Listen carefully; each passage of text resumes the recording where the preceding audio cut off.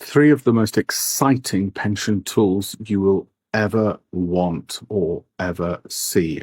This is going to blow your mind. I've just created these, okay? And I'm going to show you the first one of those. You go to alpishpatel.com/links. The first one is the pension calculator. Basically, how much money will you have when it comes to retirement? That's not the one which is really exciting me. We created this, you've got annual return, monthly contribution, inflation rate, retirement age, current age. Okay, no. This is the brilliant one. Stress test, right? This is where you take a portfolio value, you work out your expected annual returns, you can play around with it. It's great.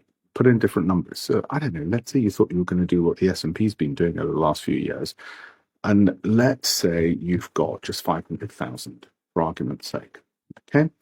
You put that in, you want to go with a 4% withdrawal, perhaps. You can play around with that. It's so much easier when you've got a tool to play around with than, I'm going to show you the numbers in a minute, than when you're reading something, I think. And we did this for a prospective client who kept asking us lots of questions. And we thought, hang on, why don't we do sliders and all the rest of it? I've not seen a stress test anywhere. Okay, so inflation, we'll keep that out. Let's say you are 54, for argument's sake. Let's say it's all in a pension, so you've got no tax. Annual fees, platform fees, whatever. Let's say you keep it really cheap because you're going to do it all yourself. You might have some fees from the platform and so on.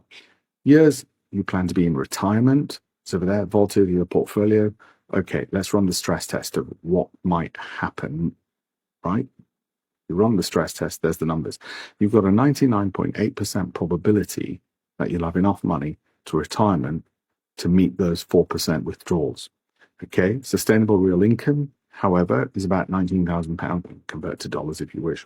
Worst decile depletion after 20 years. In other words, if you throw a load of tails, in other words, it's got 15% volatility, that's the expected return. But let's say you get a few bad years because of that volatility, then you might run out in the worst 10% of cases. Median terminal wealth, you end up with 10 million. That's right. Okay.